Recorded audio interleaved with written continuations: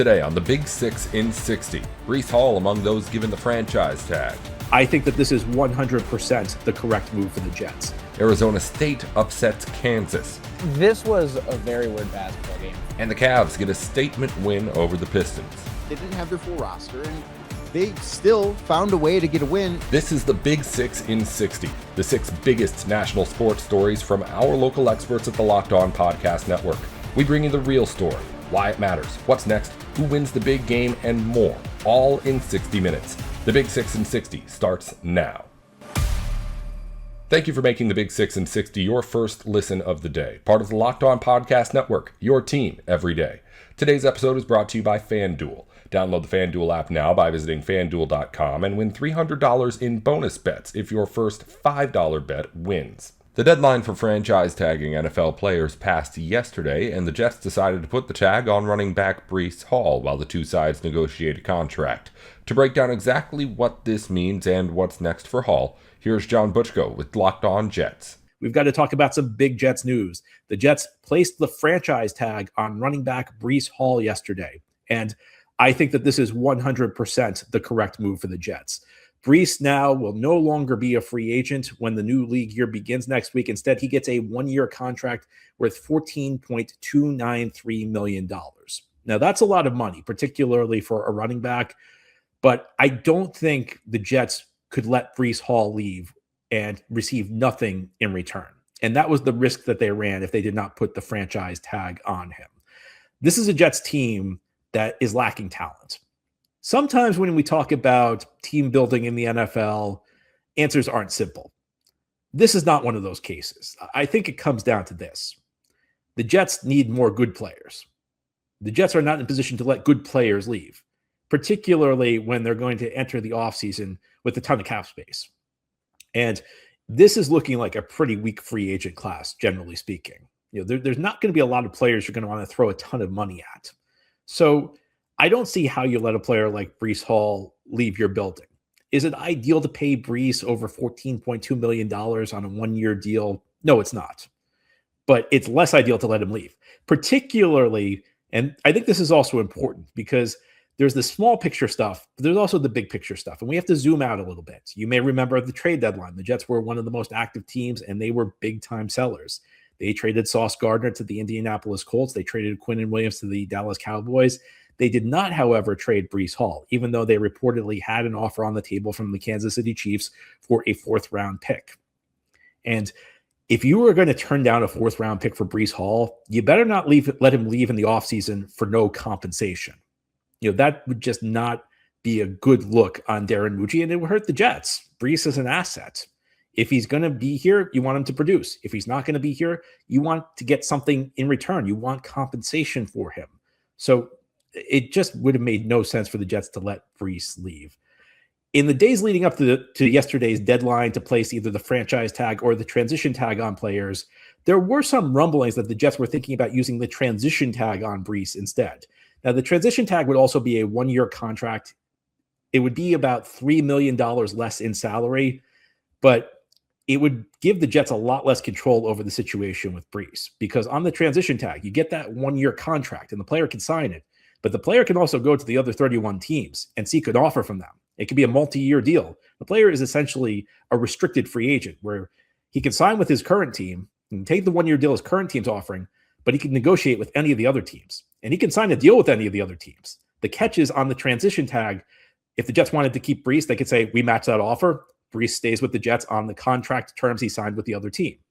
However, if the Jets did not match the offer, Breece would be able to go to that new team. He'd be on a new contract with a new team, and the Jets would get no compensation in return. Now, the Jets gave Breece the non-exclusive franchise tag. And what that means is that he can still go to the other 31 teams and seek an offer. And he can sign an offer with the other 31 teams, and the Jets can still match. But if the Jets choose not to match on the franchise tag, they get 2 first-round picks in return. So for all intents and purposes, this guarantees Breece Hall is going to be a Jet in 2026, unless they trade him. Because I don't think any teams, and I think Breece Hall's a good back, I don't think any team is going to be willing to give up 2 first-round picks for Breece. And as much as I like Breece, if there's any team out there willing to give up 2 first-round picks for him, I'll drive Breece to the airport. because 2 first-round picks would be a spectacular deal for Breece. That's not going to happen, though. No team's going to give that up for him. In many cases, though, the franchise tag is a temporary move. Nobody really wants the franchise tag. It's not good for anybody. It's a big cap hit for the team, and it doesn't offer the player any long-term security. Often when the player gets the franchise tag, it's kind of a placeholder as the team and the player try to negotiate a long-term deal. Because if the Jets are able to negotiate a long-term deal, Breece gets more money in the long run, and the Jets can lower that 2026 cap hit from the $14.2 million it's at right now. So it's in everybody's interest to try and pursue a long-term deal. Now, some might say, well, Breece may want to go to a new team, but at the end of the day, the Jets have shown they're willing to tag Breece. They could tag him again next year. I think that if you're Breece, and if you're Breece's agents, you want to get a long-term deal done as quickly as possible, because that's where you get the life-changing money. You get the big signing bonus, you get the big salary, and a lot of NFL players, particularly running backs, only get one payday. You don't want to put that off because there's always a risk of injury. There's always a risk something could happen the next game that could impact your earning value going forward. So I think it's in everybody's best interest. And reports are that the Jets and Breece were making progress on a new contract. The two sides on the franchise tag have until July 15th to work out a long-term deal. So this could even wait till after the draft. The Jets are in the middle of a lot right now. They have free agency to conduct. They have to scout for the draft. So this is actually the sort of thing, if the Jets wanted to wait a little bit, they may not want to wait. They may want to have Breece locked up quicker, because the sooner you can lower that 2026 cap hit, the sooner you know that you've got extra money to spend in free agency. So it'll be interesting to see how this works. But ultimately, even if it's a slight overpay for Breece, this is a situation where a targeted overpay makes sense. So even if in the world where Breece plays out the year on the franchise tag, which is over $14 million, it's not optimal, but you can live with it because the Jets need more talent on offense. Breece right now is probably the one home run threat the Jets have on the offensive side of the ball. You want to say Adonai Mitchell? I don't know that I buy that. He had the one big game against Atlanta. He had the one big catch against Atlanta. I don't think that alone makes you a home run threat. In fact, there really are only 2 proven above-average skill players on the Jets offense right now. They're Garrett Wilson and Breece Hall. Everyone else who's on the team right now, even if we're talking about a guy with upside, you're just hoping that they produce. Breece is one of the few guys can produce. Is an above-average player at his position. And we know the issues the Jets have at quarterback as well. It's difficult to see a path where the Jets get above average quarterback play in 2026. In fact, even getting average quarterback play is a major hurdle right now. Well, a running back like Breece Hall can help you out. It becomes much easier if you can produce big plays without the quarterback dropping in the pocket and having to scan the entire field and hold up the blitzes. It's easy when you can just hand the ball off and know that you got a decent chance of the back ripping off a big play. It's easier especially when you don't have skilled receivers, because after Garrett Wilson, there's not really much skill at the Jets receiver group right now. It's easier when you can just check a ball down to your running back and know that he can make a big play after the catch, or you can throw screens to him. Breece Hall makes this offense look better. I'd hate to think about what this offense would look like without Breece Hall. We saw the offense struggle enough last year. It was rough enough with Breece Hall in the lineup. You don't want to take a player like this out of the lineup. So even if he has to play at the $14 million franchise tag, and that's not ideal, but if you have to do that, I'd rather live with paying Breece a little bit too much than trying to do it without him. The Jets are a better team with Breece Hall here. I think that there was no way the Jets could have allowed him to leave and receive no compensation in return. He helps them. He makes everything better. And I'd love to see the Jets work out a long-term deal with him. We need to keep what little talent we have on this team. Ever wanted to experience the NBA Finals live and in person? FanDuel is giving you the chance to turn that dream into a reality with their NBA sweepstakes. Here's how it works. Use your profit boost on any NBA future and you'll be automatically entered for a shot to win an NBA Finals trip for 2. That's right, flights, tickets, the whole experience. If you're already looking at the board and thinking about which team can make a deep run, this is the perfect time to lock it in. Not only can your pick cash, but it could also send you to the finals. Visit FanDuel.com to get started. Use your profit boost on an NBA future and get entered for your chance to win a trip to the NBA Finals. Play your game with FanDuel, the official sports betting partner of the NBA. Welcome back to the Big 6 in 60. Arizona State played its final home game of the season Tuesday and finished with a bang, upsetting number 14 Kansas in front of the home crowd. Philip Mulford recaps the big win on Locked On Sun Devils. We talked about how, maybe it was yesterday, okay, for us to win this game, Darren Peterson really has to not play. We have to minimize turnovers. Odom's got to get to the line. And by my count, Darren Peterson played the vast majority of this game. We had a crap ton of turnovers. I guess Mo Odom got to the line, but through no fault of his own. I think about, 6 of those free throws were something that he's just totally not related to. And yet we still win by 10. This was a very weird basketball game, Phil. I mean, as somebody who saw it with my own eyes, I called it. This was a game where it's just really hard to describe what exactly we saw. I mean, you watched it on TV. Bill Self ejected 2 flagrant fouls, and then his assistant coach got teed up. There was worries that the head coach filling in for Self was going to be gone. And then on top of that, when you look at the ASU factor, this is a team that shot abysmally from the floor. This team shot 32% from the floor, and they won by double digits. I mean, you don't see that every day. No, I thought it was, if you had told me that at the start of today, there's going to be a basketball game in Desert Financial Arena, Bobby Hurley is coaching, right? It's men's basketball game. And there is a head coach that is ejected in the first half. And it's not Bobby Hurley. And somehow it's Bill Self, who's only been ejected like once. I think they were saying on broadcast once before in his like entire history. And it was such an egregious technical. And by egregious, I mean, what in the world was the call? Not, I can't believe the coach did this. That Bobby Hurley, you see him, he's like, what happened here? Like, I really think so. So the play that they're talking about, I think, was a really lax call by the referee. I mean, you don't call a foul on that play. Bill Self was clearly frustrated with the inefficiencies at that point in the game. Let the referee have it for a second. And I think if the foul is actually the other way, because it could have been either way, you might have seen Bobby ejected, and who knows what would have happened then.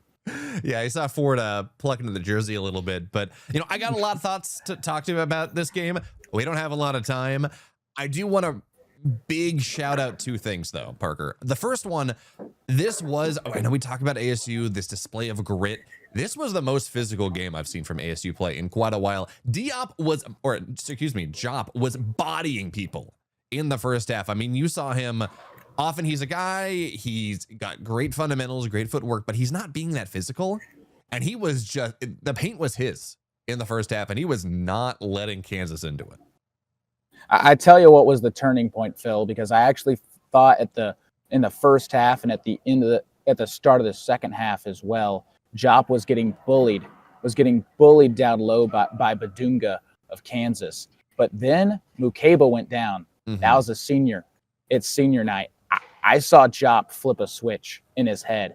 He was angry. He got more physical, and as you said, he was dominant. He was hot all night, but he finally became dominant and more physical once he saw his guys take some blows. And it's funny because I thought at the start of the night he was looking much more physical than we were generally seeing, and then you turn up a switch, go a little bit later.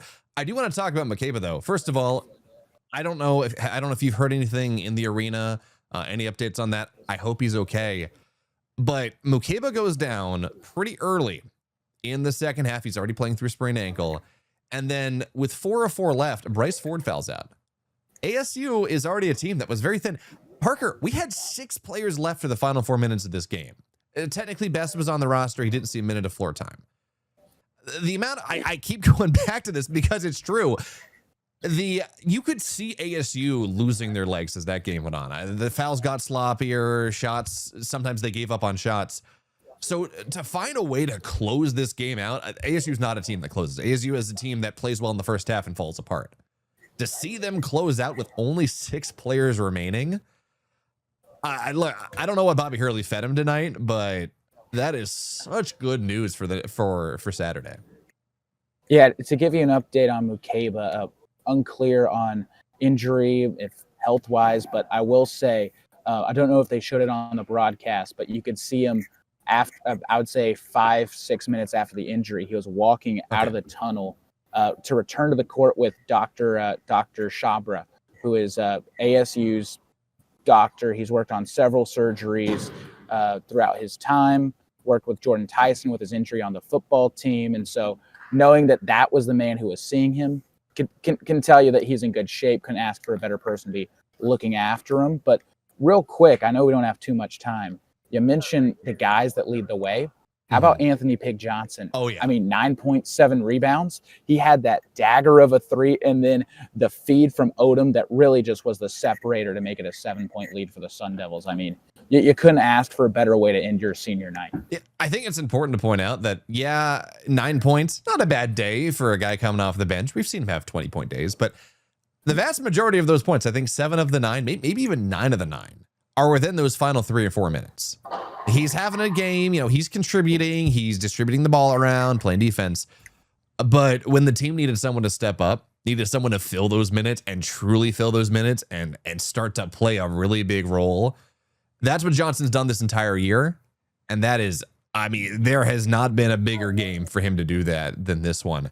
You might argue, the Arizona games, just some of these other big games, some of these other ranked teams we've played, but with this win, if we go to Iowa State on Saturday, beat Iowa State, make a deep run.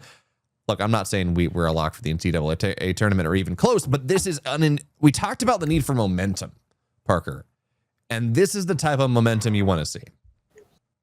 It absolutely is. This is the perfect charge ASU needs. There's some people that you hear in the stands, some students talking about Bobby Hurley's future in this game and this team's future in this game. Well, it starts later this week against Iowa State. And then the question comes, how can this team perform later in March? Because that's when the winning really matters. So, but we'll see. But the best way to find success in the long term is to start getting some momentum. All right. So I want to put a bug. You talk about Bobby Hurley potentially being with the team. Maybe not. This is likely his last game. First of all, what a way for Bobby Hurley to go out. 5 for 5 against Kansas at home. Not many people can say they've done that with the quality of teams that Bill Self has been able to put together. I don't know what's going to happen in the future. It seems likely that this is Bobby Hurley's last game at DFA. But I just want to put a bug in your head and a question maybe for people watching this. Is there a world where he comes back next year? Does he have to win the Big 12 tournament? Does he have to go and make a run in the NCAA tournament? Would winning the NIT, if he makes that one, would that count?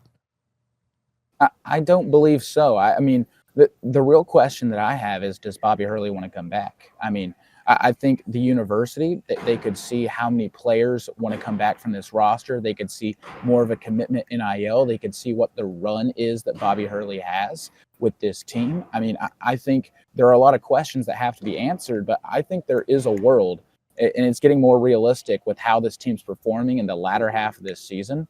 I know they just lost back-to-back games to Baylor and TCU, but you take down Utah, you take down Texas Tech, and now you take down Kansas at home. I mean, you're starting to get a little bit of rhythm. We'll see if the rhythm can continue, especially if they can rattle off Iowa State and then get some rhythm in the Big 12 tournament. No matter if they don't win the thing, if they win 2-3 games, come in Kansas City, you can start to have a conversation. I think you get the invite. All right, let's sit down. Let's talk about getting you a deal, at least an extension, a couple years. Which is always interesting because I'm so torn about Bobby Hurley, man. This is a team that is very easy to say, look, the way they're playing right now, they have 2 straight home big ranked wins against Texas Tech and Kansas. Disastrous road journey. The Baylor loss, blowing that lead. The TCU loss, blowing that. But when Bobby Hurley's teams fire on all cylinders, they're really good. And this is a team that, we talked about only having 6 players down the stretch because Ford fouled out. This is a team that has been so heinously hampered by injury that I think it's fair to say, look at what Bobby Hurley got out of his guys, especially down the stretch as this team started to gel, especially as more and more players started to drop. I mean, that's kind of been the story of Bobby Hurley's tenure, is doing more with less. I mean, he's able to recruit people to the Valley, but let's face it. I mean, Yeah, it's hard to recruit people to Arizona State when Arizona is right down the street. It's hard to recruit people in the Big 12 when Houston's also here, when Kansas is also here. In the Pac-12, there was the big market of USC, UCLA right next door. There's some other powerhouses that were in the Pac-12 as well. I mean, he has had to recruit against some tough opponents, but his MO has always been, look what I'm able to do with the players that I'm able to get. They might not be the top blue chip guys. This team especially reflects that, but he's able to get guys that he wants and fit a system that he thinks works best. And sometimes it gives you some really fun games like the one we had tonight. The Cavs held off a late comeback and beat the Pistons last night for a big win over the best record in the East. After that win, Locked On Cavs host Danny Cunningham has the recap. The Cavs beat the Detroit Pistons 113-109 on Tuesday evening inside Rocket Arena. And this is a game that I look at and just say, the Cavs didn't have their best stuff, right? Like, we've seen the Cavs recently play much better. Like, I think the game they played against the New York Knicks a week ago was a more soundly played basketball game than what they played. This was far from perfect for the Cavs. Now, they played well, don't get me wrong, but I think that if you watch this game on Tuesday night, you can tell, okay, they've got several more levels that they can get to. They did not have Donovan Mitchell in this game as he continues to work back from a sore groin. Dean Wade was questionable prior to this game and did not play because of an ankle sprain. They're still missing Max Strus. We'll talk about him a little bit later on. And Jared Allen left this game midway through with a knee injury. Now, we don't know the severity as of right now, but like, the Cavs didn't have their best stuff. They didn't have their full roster, and they still found a way to get a win against the team that's been the best team in the East all season long, and a team, truthfully, they should have beaten on Friday in Detroit with an even lesser roster than what they had on Tuesday night at home. And a big part of the reason why the Cavs got this win is because of the play of Jalen Tyson. And I thought you could make the case that he was the best player on the floor in this game. So Tyson finishes with 22 points. He hit 5 threes, was 8 of 15 from the floor, had 3 rebounds, had 4 assists, did block 2 shots. But like, the thing to me that made Jalen Tyson so special in this game is what he did on the defensive end against Cade Cunningham. So you guys know where I stand if you listen to the show all the time. And if you don't, I am a believer that Dean Wade should be the 5th starter for the Cavs. And he's out with that ankle injury right now. And Jalen Tyson, I think, has done a fantastic job for the most part filling in that role. And I would at this point still expect Dean probably to be the starter when he's back and healthy. I think that he gives them the most defensive upside. But this game was, I think, a brilliant showcase for Jalen Tyson as to why he might deserve that role. And he held Cade Cunningham, who I, again, do not think is the MVP of the NBA right now, but I do think that it's fair he's in the discussion. If I had a vote, I would not vote for him. I would vote for Shai Gilgeous-Alexander, but like, Cade has been fantastic this season. And this was maybe Cade's worst game of the season. I know that against the Spurs a week and change ago, he was 5 of 25, and that was certainly not a good mark on his resume and one of his worst performances of the season. But I want to read you his stat line, because I think Jalen Tyson, and Jalen was not the only one that defended him. I think Keon Ellis, who did foul out of this game in 26 minutes, deserves some credit too. And there were a number of guys that I think did a good job defending Cade. But Cade finished in just under 39 minutes on the floor. He scored 10 points, did have 14 assists on 4 of 16 shooting, 0 of 3 from beyond the arc, 2 of 2 at the free throw line, so only took 2 free throws, had 5 fouls, 1 steal, 1 block, and 5 turnovers. The Cavs outscored the Pistons by 11 points in the 38 minutes and 45 seconds that Cade Cunningham was on the floor. Jalen Tyson was a big reason as to why. He picked up Cade 94 feet basically every time they were matched up. He did a good job, I think, of frustrating Cade Cunningham. And you could tell, if you watched this game, you could tell that Cade Cunningham was getting really frustrated with the way that Jalen Tyson was defending him. And I think that's a really big deal. Like, I watched this, and I watched Friday's game through a similar lens, and it was a little different because the Cavs didn't have Harden on Friday. They were missing more guys on Friday than they were in this one on Tuesday night. But I watched this through a playoff lens, right? I think about, okay, how is this going to work in a potential playoff setting where we could see these two teams play a best of 7 series? I would be stunned if the Cavs and Pistons match up in a best of 7 series if Jalen Tyson doesn't earn at least 2 technical fouls from Detroit. Like, he's going to be a guy that I think if these two teams match up, and we don't know how that final bracket's going to shake out in a month and change from right now. But if these two teams match up, I look at this and just say he's going to really annoy Kay Cunningham. He's going to annoy everybody on that Pistons team because he is somebody that just brings that defensive attitude. And he is somebody that you're not going to want to see on the floor. And the fact that he's doing this while also being such an additive offensive player, the fact that he hit 5 threes in this game, and the Pistons, I don't think had a great defensive game. I think they can be a lot better. Basically everybody other than Asar Thompson, who was, I think, the biggest reason why this game was close late in the game. And I think the Cavs actually won this game when JB Bickerstaff pulled Asar out of the game with around 5 or 6 minutes left for a few possessions to steal him some rest. And the Cavs kind of kept it even at that point and still had a lead. And it was at that point a little too late for Asar to make that same impact defensively. So I think that's part of the reason why too the Cavs won this game, because Asar was freaking awesome. Like, he's such a talented defender. He's not a good offensive player, but he's such a talented defender. And he does give the Cavs ability to defend the Pistons in different ways that I think is going to be an issue for them in the postseason, because Evan Mobley defends Asar Thompson. And by defends Asar Thompson, I basically mean Evan Mobley does not defend Asar Thompson. He just sort of roams in the middle of the floor.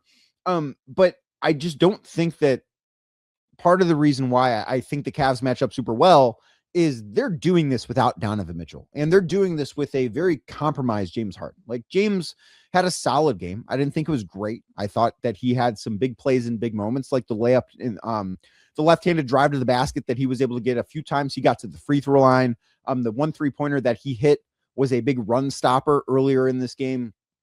That one was in the first half. And like, he's playing through a fractured thumb, and he, I do think, deserves a lot of grace for playing through that. And like, he still had a solid game. It was not peak James Harden, but he gave them enough to win with 18 points, 7 assists, and 6 rebounds in this game. But I look at this and just think the Pistons are really going to struggle to defend the Cavs, because the Cavs have creation and shooting in ways that I just don't know can be matched by other teams in the Eastern Conference. Because when you put Donovan Mitchell back into this mix, which obviously was not part of the plan on Tuesday, I just think it becomes a more unsolvable equation for the Pistons. And Jalen Tyson, it's not only that he made 5 threes in this game, it's that he attempted 12 threes. And if you go back and watch those threes, they're not threes that you're like, I don't know that that's a good shot. Like, they're open threes. And I truthfully think, and the Cavs shot as a team 17 of 46, I think the 46 attempt number matters more than the 17 makes. Now, you have to, if you're going to take a lot of threes, you have to make a lot of threes. And the Cavs are a very good shooting team, and they have a lot of really talented shooter. And, when James Harden is healthier, I don't think that he's going to go 2 of 9 from beyond the arc. I thought Sam Merrill went 3 of 7 in this game. Now, the one that he made in the fourth quarter was a really big shot, but he missed some looks that we are used to watching Sam Merrill make over and over and over again. So I do think you can almost expect better out of him. And then you also add Donovan Mitchell into this equation, and it becomes a math problem, because the Pistons had one of their better 3-point shooting games in a while on Tuesday against the Cavs. They were 9 of 24. They shot 37.5%. And you might think, oh, of course, another bad 3-point shooting team has a good 3-point shooting game against the Cavs. I don't think that's it, because you look at this and say, yes, they shot 37%. One of those was a banked in 3 by Ron Holland. And the fact that they only took 24 threes in this game, I really think says the Cavs did a good job defending beyond the arc. They have figured out a defensive blueprint. It starts with Jalen Tyson. And I think when they're healthy, and we've not seen it for the past 2 games against Detroit, Dean Wade is part of it. We saw Keon Ellis on Tuesday night, I think, do a good job against Cade Cunningham. Now, we didn't see him on Fridays. He did not play. Or excuse me, no, he did play. No, he did not play on Friday with that fracture thing. All of these injuries are just adding up. Like, it's hard to keep track at some point. But I do think that they have figured out a blueprint to beat this team. And ultimately, and I'll talk about this coming up a little bit in segment number 2, I think that the Cavs have this ability to present more problems for the other contenders in the Eastern Conference than those other contenders can present to them. And that's a big part of the reason why I think the Cavs are the team to beat in the Eastern Conference. I also thought Evan Mobley had a solid game. I thought he looked aggressive. Would have preferred that he get more than just 9 field goal attempts, but I thought he was aggressive. The fact that he got to the line, he took 8 free throws in this game, which I think is a really big deal. Made a couple of threes, and they were both in the second half. The one he hit in the fourth quarter on the left wing, that was a big time shot, because Detroit had a lot of momentum. Felt like the Cavs offensively were getting a little bit stagnant. Looked like they were almost running out of gas a little bit. And this was their 8th game in 13 days. Like, this is a tough stretch of basketball that now they're on the other side of. But I think that they were almost on their last legs in this game. And I thought that shot that he hit over Jalen Duren was a big time shot. I thought that was one of the bigger moments of the game. I think Evan deserves a lot of credit for the way that he's been playing lately. And I thought that he had a pretty strong game tonight. Only 5 rebounds. I don't think that's that big of a deal. When you look at this I do think, a good example of team rebounding. But the fact he also had 4 assists, like, I liked a lot of what I saw from Evan Mobley in this one. It wasn't perfect, and I still think he's working his way back, but he is looking like the guy that was an all-NBA player last year. He's starting to resemble that guy. Dennis Schroeder was fantastic off the bench. And this is the role that I look at. And okay, maybe he played a little bit more in this game than you'll see in the playoffs, which a lot of that has to do with Donovan Mitchell being out with that groin injury. But I thought Schroeder was fantastic in this game. Now, we had those 2 late turnovers that were like maybe made this game closer than it should have been and made Jalen Tyson have to hit a free throw at the end to make it a 2-possession game. But Schroeder finished with 15 points, had some really big buckets too. 5 boards, 5 assists, was 6 of 10 from the floor, and was a game high plus 16 in his 28 minutes. And I have been so impressed with who Dennis Schroeder has been, because when that trade was made, the thought was, okay, Keon Ellis is the prize for the Cavs, right? And Keon has been really good for the Cavs in his minutes. This wasn't his best game, but he still had 2 steals and a block, right? Like, he's still been this really dynamic, active defensive player, but he was thought to be the prize. In the penalty for the Cavs for acquiring Keon Ellis was, okay, you also need to take on the contract of Dennis Schroeder. And Dennis, I think, has exceeded all expectations. He's been a winner in Cleveland. And I think that's the best way to describe him. There's, like, things that he does that just really lead to winning. I think that he's another guy that I talked about how if these 2 teams, and really I don't think this is Pistons specific, but like Jalen Tyson is going to annoy a lot of teams in the postseason. He's going to annoy whoever the Cavs play. Dennis Schroeder is in that same breath. He's going to be one pesky, annoying defender that opponents have to deal with. And also his quickness offensively, like his first step when he's driving to the basket is so quick. And he's been able to get around basically everybody that he wants to. And then he gets the ball up on the glass so quickly too. Like, I don't know how he makes some of these layups. And I don't know if there's somebody that I can think of in the NBA. And I asked in the locker room, like, who does this even compare to? And nobody could give me a good answer. But he gets the ball. It's almost like he shoots it late in the act, like he's in the act of shooting, and the last thing to happen is, oh yeah, I got to get the ball up. And that's kind of how it works. And it looks a little funky. And I don't know how he makes all of these. But on a night like tonight where he's 6 of 10, and it's just like, everything was working for him. Hit a couple of threes, which maybe that feels like found money a little bit, but I thought he was really, really good in this game. A couple of other notes. Like I said, I thought James Harden was okay. I think it's clear that he is playing through some pain and that he doesn't necessarily have the same control over the basketball while he's dealing with this fractured thumb. And I do think that these 4 days off will be really good for him. The fact that can rest. And again, he's not going to be 100% on Sunday when the Cavs are back in action against the Boston Celtics. But I do expect to see him be better as he gets some more time and just gets further away from this injury. But I do think it's important that he's playing through it. And I don't think that's something that goes unnoticed. So like I said, I do think that he deserves a significant amount of grace for playing through a fractured thumb, considering how frequently he has the basketball in his hands. Like, I do think it's a really big deal. I thought the Thomas Bryant minutes were awesome in this game. He has been so valuable to the Cavs, especially now if Jared Allen might miss time. And I don't know anything more about his injury. Kenny Atkinson said it was a play where he went knee to knee with somebody. You would hope it's not significant, but we don't have an update as I record this at 12:15 in the morning on Wednesday, March 4th. So when I hear more about that, we will talk about it on the show, but I don't have answers for it right now. But what Thomas Bryant has been able to do, played 16 minutes in this game, scored 9 points, was a plus 12. And like, it felt like it. Like, he has just been, I think, so important to who the Cavs can be off the bench. And then I thought Craig Porter Jr. too. I thought he had some really good moments. He had 7 points, 3 of 8 shooting, like not the most efficient night, was 1 of 4 from beyond the arc, but he had 5 offensive rebounds. Kenny Atkinson just described him as a possession getter after the game. And it just feels like it's a really big deal when he makes some of those really small winning basketball plays. And I don't know if there's room for him in the rotation when the Cavs are fully healthy. There might not be, but I still think, even if he's not the most potent offensive option, I still think he's an additive winning player.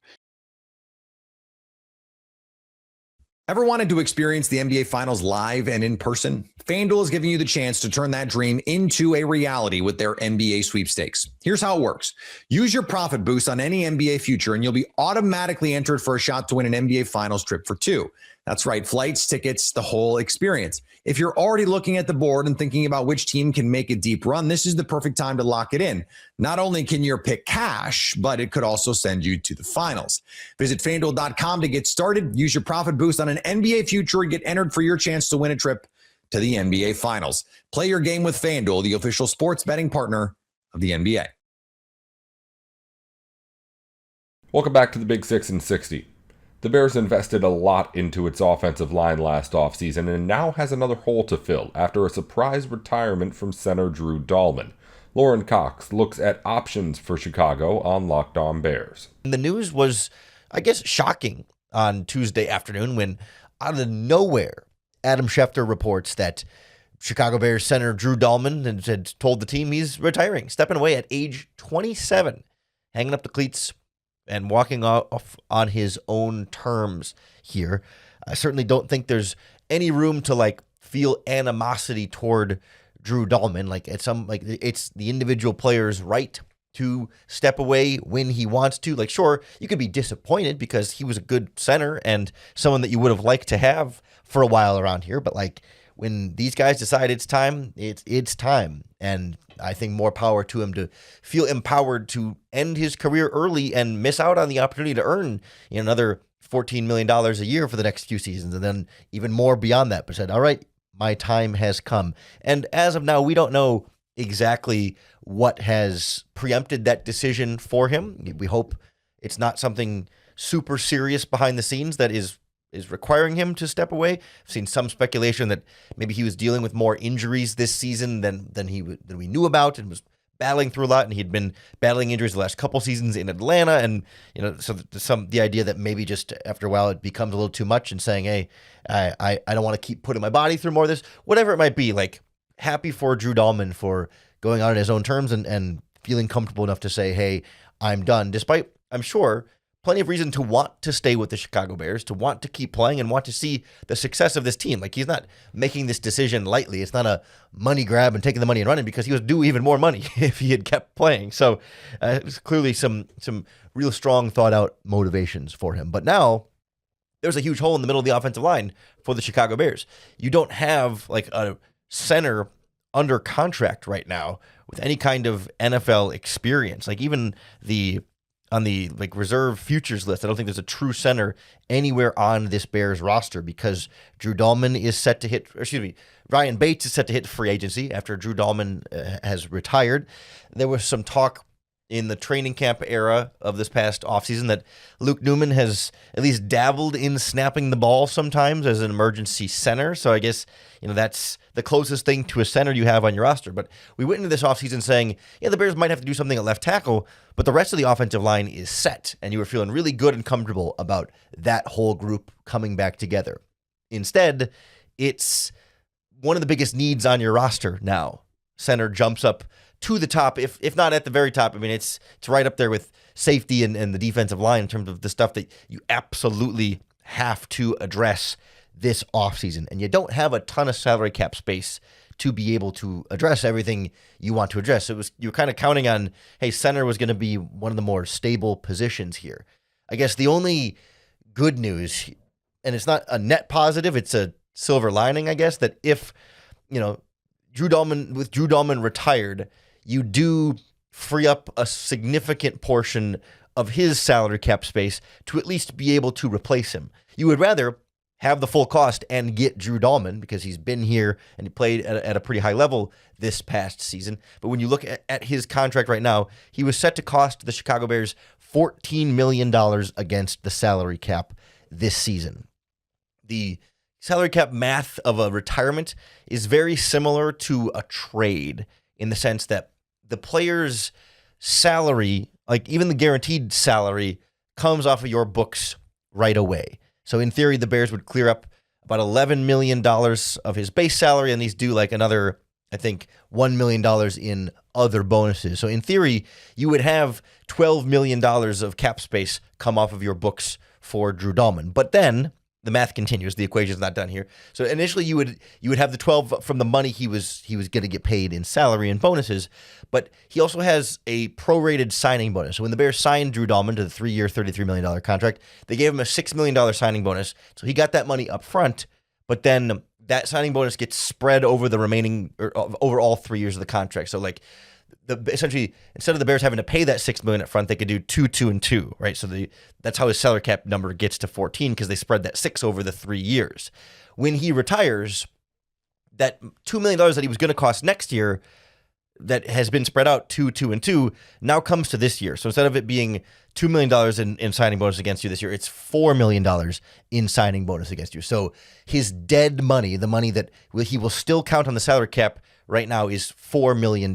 So you went from him, he was going to cost 14 if he was here. When he retires, now he's still going to cost you 4. So the net savings there is $10 million in salary cap space created by Drew Dahlman's retirement. That's the $10 million that you can then apply towards replacing him. And if you replace him for less than $10 million, then you do have a net gain in salary cap space as a result of that process. And then the other factor in here is that it is written into, I believe it's the collective bargaining agreement in the NFL rules somewhere, that when a player retires like this and they had a prorated signing bonus like this, the team is allowed to recoup that money from the player. They actually would go to and request that Drew Dahlman give them $4 million back, because essentially they gave him the $6 million signing bonus. So he got 2 of that. So, I mean, he got all 6 in cash up front, but the Bears only had to pay 2 of it against the salary cap. And so they can ask Drew Dahlman, and I think I don't know if it's more or less force Drew Dahlman. I don't know the legal ramifications there, but I think it's in the contract language. They can force him to give that $4 million back. That process does not happen immediately. And my understanding is that $4 million in salary cap savings will be a credit on the Bears salary cap likely next year in 2027. So for now, they're still only going to gain the $10 million in cap space, and they'll get the other 4 back from Drew Dahlman likely in 2027 by the time that actually kicks in. It's unclear to me exactly what that timeline is and why exactly it plays out that way. It's my understanding that doesn't happen right away. So functionally, the Bears will only gain $10 million of cap space for now from Drew Dahlman. And sometime later in this process, I assume it ends up being the 2027 cap. I suppose it's possible. Could it be later in 2026? I'm really not sure. But for now, the Bears have added $10 million in salary cap space from Drew Dahlman's retirement. Again, would prefer to just have Drew Dahlman and pay 14 for him, but at least you do get the savings to be able to try and replace him. And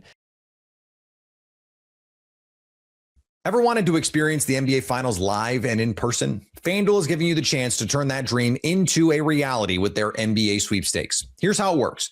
Use your profit boost on any NBA future, and you'll be automatically entered for a shot to win an NBA Finals trip for 2. That's right, flights, tickets, the whole experience. If you're already looking at the board and thinking about which team can make a deep run, this is the perfect time to lock it in. Not only can your pick cash, but it could also send you to the finals. Visit FanDuel.com to get started. Use your profit boost on an NBA future and get entered for your chance to win a trip to the NBA Finals. Play your game with FanDuel, the official sports betting partner of the NBA. Welcome back to the Big 6 in 60. The Knicks haven't lost to the Raptors all season, and Jalen Brunson led the way last night for New York to get to 4-0 against Toronto on the year. Gavin Shaw goes over the win on Locked On Knicks. The New York Knicks wrap up a 111-95 victory over the Raptors. Toronto, thanks to 10 straight points by, you guessed it, the combination of RJ Barrett and Emmanuel Quickley, were able to cut it to 95-93 with about 4 minutes to go in this one. Knicks closed this game out on a 16-2 run. We'll tell you exactly how that happened. But before we do, I wanted to zoom out a little bit. Last 19 games now for the New York Knicks. That is a pretty substantial sample size. For those of you doing math at home, that is, I should have done the math ahead of time. It's a little under a fourth of the season.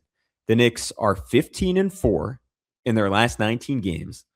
They're 15-2 against teams not named the Detroit Pistons. And this is not me saying those games against the Pistons don't count. I would say those are probably the two most important games the Knicks played, and they lost them. So those are crucial data points in there. But overall, in that 19-game stretch, they're first in the NBA net rating, plus 13.9. That is 2 points better than the second place San Antonio Spurs. They are seventh over that stretch in total offense. That is good, but surprising, because we thought the whole premise of this Knicks team is for them to be elite. They couldn't just be good on offense. And I would say seventh is very good on offense, but we thought they had to be all-time great on offense to be really good.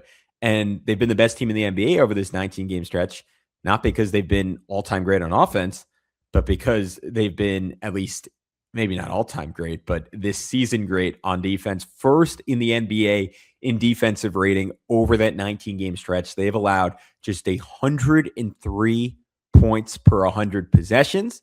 That is not only first in the NBA, it is 3 points better than anyone else. The Spurs are in second. It's a full 5 points better than the Oklahoma City Thunder, a team we are universally discussing as the greatest defense, at least in modern NBA history. There's some caveats to that. Oklahoma City's missed some guys. They've had some injuries. They've probably played down to competition because they're a little bit less desperate than the Knicks. But at some point, you just got to call a spade and say, like, this Knicks team that over that 2-9 stretch was 29th in defense has completely flipped it around. Now, the truth is probably somewhere in the middle.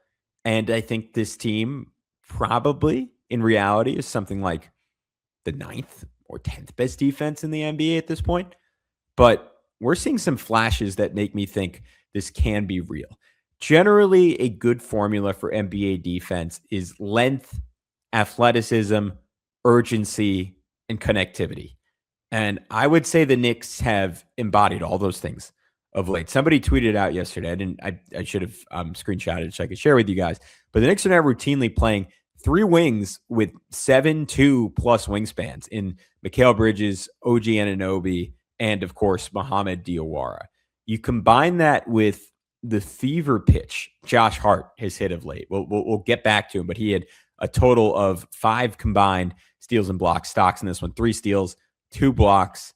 And the fervor that Jose Alvarado brings every game, and the level of defense that Mitchell Robinson is approaching again, which is maybe not quite the highs he had. I always reference the start of the 23-24 season, but it's something close to that. Like his combination of rim protecting, and we'll circle back on it, like the ability to show at the level and then rotate over and stop a drive in a single possession. Like you start to stack those elements.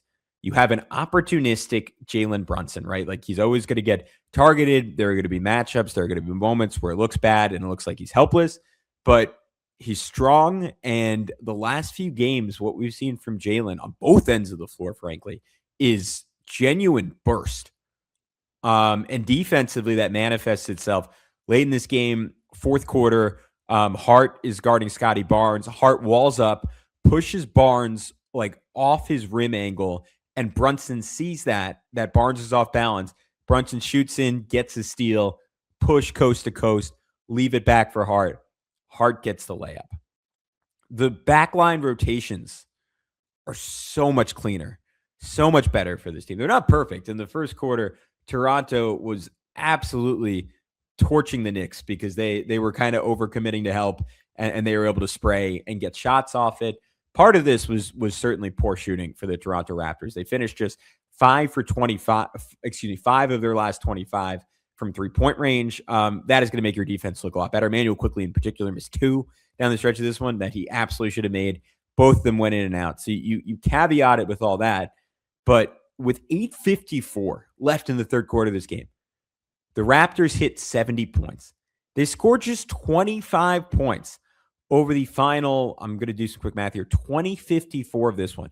That is essentially a 58-point pace for a full game. Over a full game, that would be I didn't look this up before, but I would assume one of the 5 to 10 lowest scoring games over the last 20 years.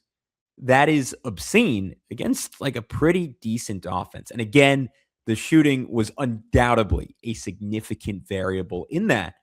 But the Knicks absolutely made it tough on Toronto. Like we can go up and down. Like I already mentioned, like Brunson, like his positioning is better, his activity is better, his playmaking is better, continues to lead the NBA in charges. Like he's gone from a guy like particularly during that losing stretch, but honestly, over the whole first like 3 months of the season, basically, he was just flat out one of the worst defenders in the NBA. Like one of the worst defenders in the NBA that play 30 plus minutes, even 20 plus minutes in a game.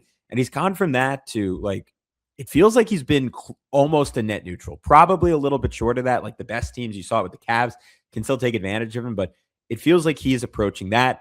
And he is a key part of those backline rotations, right? Like he takes a charge early in this one just because he beats Emmanuel Quickly to a spot. He sees Emmanuel Quickly. He's not going to be able to stop his momentum, and he gets there, and it's just great anticipation. Cat continues to play awesome defense after allowing a 3 the first possession of the game. Next play has one of my favorite defensive plays from him all season, and this is something we were so frustrated with him last year, and I don't even think I fully appreciated it with Cat, but he's just been better at it, and that is doing his work early defensively. Sees Ingram driving, sees that he has to step up. And last year, there were so many times where Cat would just have bricks attached to his feet. He would never move.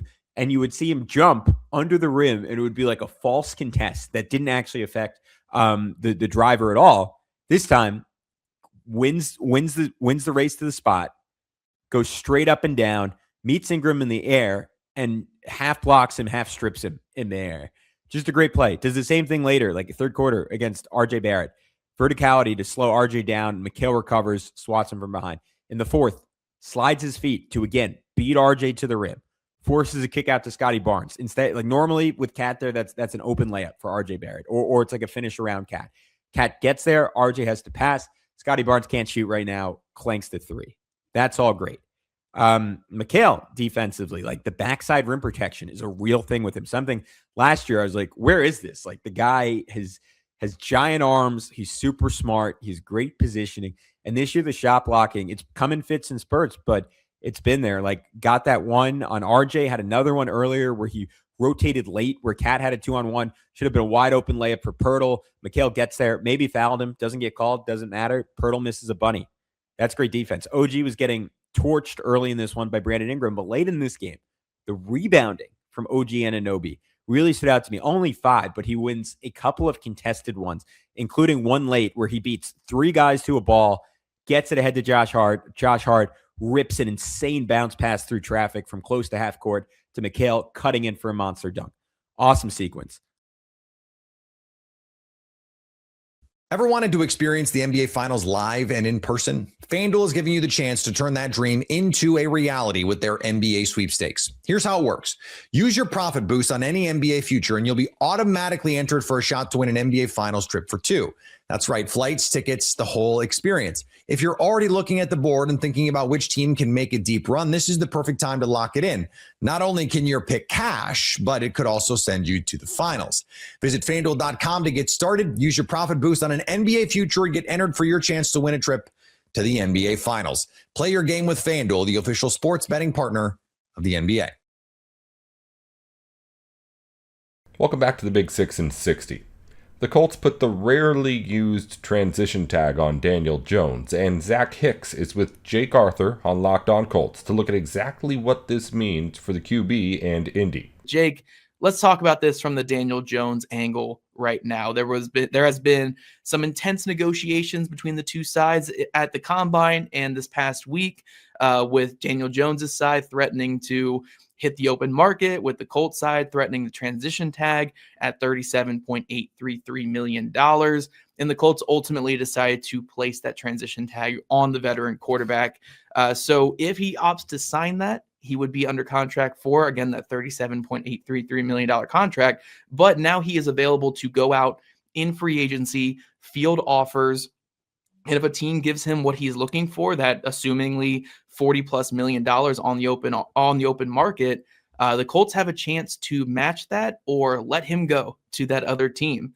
So the Colts are basically letting other teams do the negotiating for them when it comes to Jones, which could work out in their favor if you could save some millions of dollars and get him to play at under $40 million this next year. But it also opens up the possibility of another team front loading a contract at $40+ million and you having the tough choice of matching that or letting him go. So the Colts must feel very confident in their market estimation for Jones to let this happen, because that's kind of why the transition tag is rarely used in the NFL. Yeah, this whole thing screams trust and confidence. You know what I mean? We've heard a lot from Chris Ballard about both sides are motivated to get a multi-year deal done. We know Alec Pierce and Daniel Jones want to play together, and they like to do so, and Indy continue doing so. But yeah, this is kind of the riskier way of doing things, other than the Colts like transition tagging Alec Pierce, for example, for the lower figure. That would also expose him to the open market. So I do think there would be some interest in Daniel Jones across the league. Maybe not a ton. Obviously, he is coming off the Achilles. Let's not be naive about it. Kyler Murray hitting the market now as well, I think maybe softens the blow for the Colts, because there's another like headlining quarterback out there. Plus you got Malik Willis. But no, I do think the Colts are really gambling with the fact that they're quite confident everyone's coming back together on multi-year deals. Because if you're not going to nail out this multi-year deal and you play under the transition tag, that one's just really, I don't know about all that. I also don't think the Colts would do this without knowing that a multi-year deal was coming for really both players. But for Jones, I do think, you see the Jets, you see the Cardinals now, sans Kyler Murray. Those teams are now open to negotiation as of next Monday at noon. And there's, with the transition tag, there's no compensation that the Colts would receive other than the right to match whatever offer. And it opens themselves to bidding wars now, which would drive up the price to where maybe you might as well have used the franchise tag at that point, at that price. But at the same time, it kind of tells us maybe what price they weren't willing to go to, which it's kind of good knowing that they didn't maybe want to go north of 40 million, because otherwise they probably just would have used the franchise tag, so that they would have at least gotten draft compensation if another team wanted to do something. But yeah, it's again, they must be pretty confident something's coming down the pipe, like hopefully maybe even before this ends. Well, they have to not only be confident that they can get something done with Alec Pierce, which we'll talk about in the next segment, but they have to be confident that nobody else in the league is willing to go over $40 million for Daniel Jones, right? Because they've committed themselves to him with everything they've said and done this offseason. There really isn't much of a plan B for them at quarterback. They're going to move on from Anthony Richardson one way or another. He's not in their plans whatsoever going forward. So their only option at quarterback right now is Daniel Jones or going back to the market and finding someone else. So by placing this transition tag at $37.83 million, you're essentially saying we're not willing to go above $40 million for you. But if another team does, the Colts get the very difficult decision of matching at the number they did not want to go above and letting that other team negotiate for them, which could put them in more of a dire cap situation if that other team decides to front load the contract, or letting him go and then being back on the quarterback carousel and not knowing who your quarterback is. So look, it could work out. Like if they are rewarded for this risky play and no other team does want to get in on the Daniel Jones sweepstakes, hey, they saved $6 million, right? Because if you place the franchise tag, you get him at 43. By placing this, you get him at 37. So you're saving $6 million. But to me, I don't understand the risk reward of that, right? You're saving $6 million and potentially exposing yourself to another team crushing your cap situation by front loading an offer to them and putting yourself in a very like difficult conversation. And you potentially expose Alec Pierce to the open market with that too. So I don't really understand this route by the Colts. Again, it's the route that poses the best returns for you if all goes correct. But if just one thing goes off on this, it's the route that is the most risky for potentially losing one or both players, or potentially having to pay both of these guys even more money than what you would have paid if you just, ponied up what Jones wanted and franchise tagged Alec Pierce. So look, again, this could work out. And so I don't want to be like too doomer and say this is a disaster and this is stupid, but it really just hinges on what these next 5 days look like for the Colts. Because if they can't get a long-term deal done with Pierce before he hits the open market and another team swoops in for Daniel Jones, this could be an absolute disaster for what the Colts want to do in this next season and going forward. So again, it's kind of like a wait and see thing with the Colts, but I think they're playing a very dangerous game in an NFL that is very desperate for quarterback play. And there's not that many quarterback options. Like Jake, you've mentioned Kyler Murray. We know Mendoza's in this draft. I know there's some buzz around the really tiny, oft injured Alabama quarterback in the draft as well. But there's really not many options. And Jones was a top 7 EPA per play quarterback last year. It doesn't take much to talk yourself into that.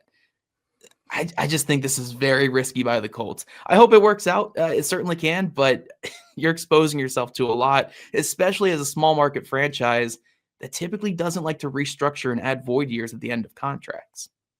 Yeah. And I mean, we know what this offseason, the weight it carries for Shane Steichen and Chris Ballard.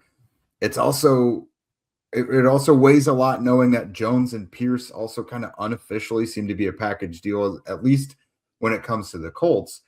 But another part of this as well, you better not be playing on the transition tag, because right now you've put yourself in the hole on the cap, like you mentioned. Like his cap, the whole cap hit can't be this much if they want to have much wiggle room, because you had to do like the cap shaving that we're going to talk about in segment 3 to create more money. But now you have like no money to work with, and it's an absolute dire situation. Because you still have to sign Pierce. So it's only risky if it doesn't work, which I'm going to give them the benefit of the doubt and just say that this was just a whole time-saving measure. It is obviously difficult to try and nail out 2 multi-year deals at once that are this important. The Colts have been very responsible with the cap and have usually been pretty good when it comes to the timing of their contracts and things like that. So again, I'll give them the benefit of the doubt, but there's no joke in the fact that these next several days are, they're very, very important. Yeah, and I will say this, of the risky options they could have chose, I think I would have preferred them going the other risky option, which was just franchise tagging Pierce and then telling Jones, hey, whatever offer you get on the open market, we'll match that. That's all for today's Big 6 in 60. If you follow basketball, football, or college sports, the Big 3 in 30 has a half hour on the biggest news in the NFL, the NBA, and on campus, going up every weekday just like this one. Just search the Big 3 in 30 NBA, the Big 3 in 30 NFL, or the Big 3 in 30 college, wherever you're listening or watching now. Thanks again for tuning in to the Big 6 in 60.